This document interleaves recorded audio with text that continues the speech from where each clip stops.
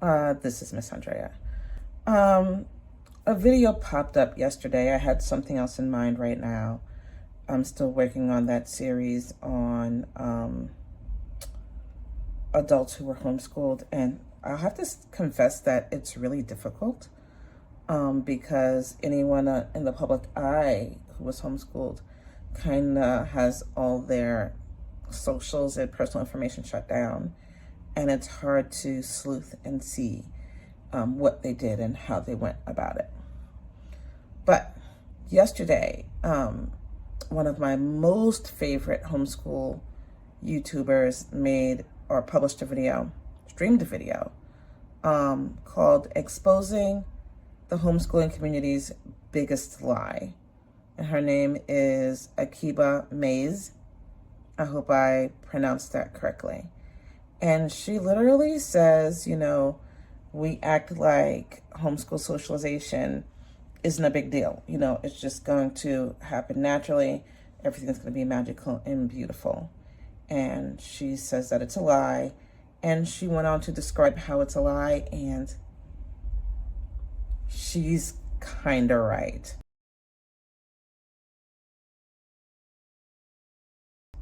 She's kind of right. You might want to go ahead and watch her video and then come back to this one, or watch this video and then go see hers, whatever makes you happy. So I started homeschooling my kids 20 years ago. 21 or 22 years ago, to be exact. And so let's talk about the last 20 years, and actually 24 years of homeschool socialization, because the first time I considered homeschooling was in 1999. So that's 25 years ago, right? I lived in New Orleans, and the state of the schools there was not up to my standards. So I was considering homeschooling. And my husband and I used to take the kids to a park in downtown New Orleans during the day, and we noticed that there were homeschoolers around. And my husband had been talking to me about homeschooling since the kids were born. I just was never really feeling it. So we noticed there were homeschoolers there, and they seemed polite, but a little standoffish, but it definitely piqued my curiosity. And when I called the homeschool group to get to know some homeschoolers better, I received a verbal invitation by phone to join. These were the days where your phone was still tied to the wall. And, I had a lovely conversation with a woman, a good hour. And when it came down to setting a play date to meet some other homeschoolers and talk to them, because that's really should be the first step always, the woman described herself, and I don't remember the description. I understand this was 1999. But the description was basically, I'm a white woman, and this is what I look like. And of course, no one says I'm a white woman, they describe themselves, right? So I described myself. And something about the part where I said I had braids was a dead giveaway. She suddenly had to get off the phone. She sounded uncomfortable. She sounded panicked, and she had to go.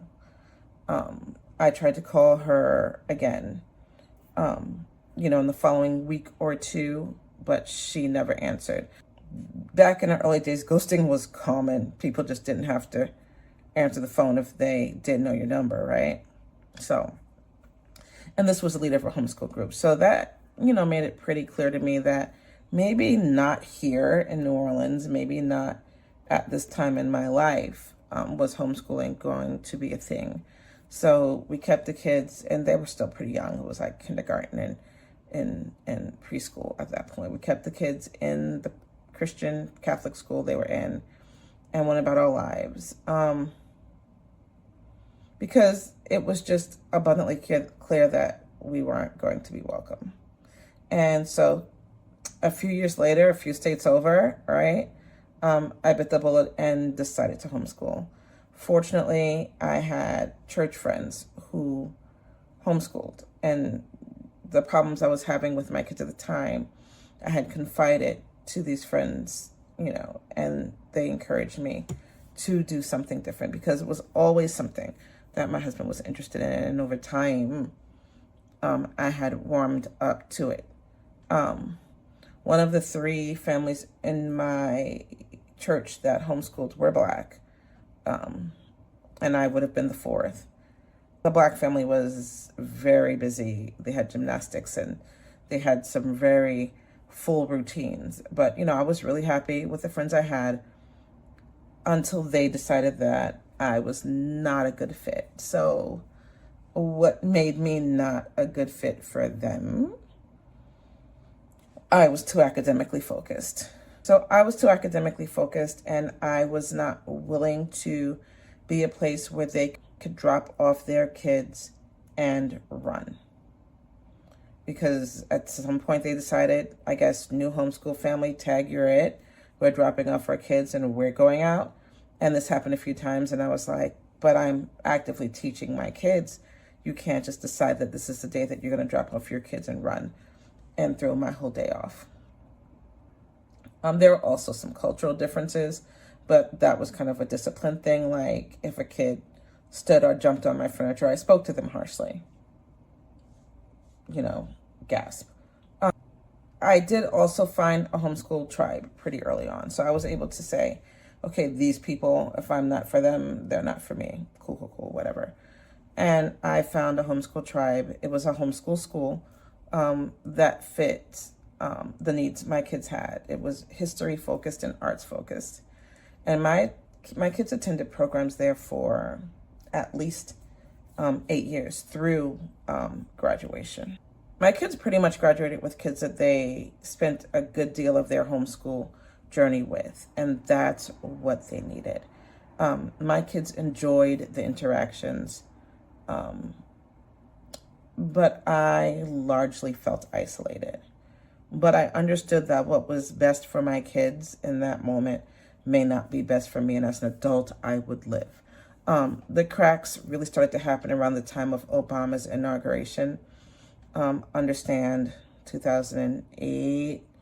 I was one of very few Black families in any homeschool community. And so all of a sudden, like, my Blackness became an issue, as did my values and as did my loyalties. So, like, these parents were, like, largely willing to let me take their kids on outings, to pick up their kids and drop them off for events, but no one ever returned the favor. They were fine with me taking care of their kids, and their kids weren't always the best behaved, but they all complained about the loudness of my daughter's voice. My daughter is a theater person, classic theater, classically trained. She's got a voice for Shakespeare. No, it bounces off the walls. But all these kids were in theater together, so, you know what I mean? So things like that really hurt my feelings. But I was looking out for my children's best interest and not mine. And this is what you have to think about as a homeschool parent seeking socialization. You not only want your kids to have connections, but you need to have connections as well. I didn't always have that, but I encourage the modern homeschool parent to do that, because that's important for just the long time bonding of your children's relationships. And this is one of the things that Akiba mentioned. Parents need to be seeking the people they want to be in community with, and then getting the kids together. Like play cousins. So somehow I found my way back into the homeschool arena years after I finished homeschooling my own kids. And all of my own experiences came back to haunt me. And I want it better for homeschoolers that would follow my journey. You can peruse my channel to learn more about me as a homeschool program director, and my other channel, Cheese Press Publishing, where I write homeschool curriculum. But here's what I want you to know as you fill the socialization needs for your homeschool children. First, parental involvement is mandatory. You need to try a bunch of different activities when the kids are young to find out what they're good at and what they're passionate about. As your kids get into the middle school years, you need to determine like 2 activities that they will continue through high school and decide on the organizations that they will be in through those years. Do not program hop. Do not hop organizations. It is better to be deeply involved in one or two organizations than to move from group to group. Your children are building long-term friendships, and you should not break these bonds they are forming, especially if the kids are kind to each other. Be careful of people who run organizations based on the needs of their own kids. Be careful of people who show up to organizations based on the needs of their kids and immediately get entrenched in those organizations. I have seen basketball teams, football teams, and theater programs centered around the child or the children of the leaders. That kid, talented or not, gets to lead, and the other kids are just there to make the group look legit. And that is not cool. So, to prevent this from happening, stay involved, pay attention, right? Did I say stay involved? Find your role in the organization and pull your weight. Homeschool programs need the support of parents, or the leaders will burn out. Say it again. Homeschool programs need the support of parents, or the leaders will burn out, and the program will shut down prematurely. So the kind of homeschool activities and programs you should look for: athletics, basketball, baseball, swim, tennis, football, fencing, gymnastics, etc. The arts, visual arts, photography, content creation, acting, singing, choirs. Academic, science bowls, spelling bee, math competitions, chess clubs, speech and debate, robotics, etc. The key is to put your children in a situation where they will form a team, where they will be teammates. Bonds are better formed on teams than in like a class you leave and you come back to and you spend an hour a week and you don't spend any time with those kids before and after that. Okay? And in addition to that teamwork, that team time, you're going to want to find time for hangouts and personal relationship building, like movies and things like that. Do not overschedule your kids. All of these activities will have a considerable time requirement. Understand that many of these involve teamwork, and absences from teams, from practices, hurt everyone. Do not pawn your kids off on other parents without some kind of compensation. I understand that many homeschoolers work full-time these days, but please understand the financial and time commitment it takes for another parent to help chauffeur your kids. If you need a ride share, do your part. Like, take kids places, trade. Do not overreact because of a single bad interaction. I'm going to say it again. Do not overreact because of a single bad interaction. Kids are trying to figure it out and can be mean or thoughtless. Kids are generally thoughtless.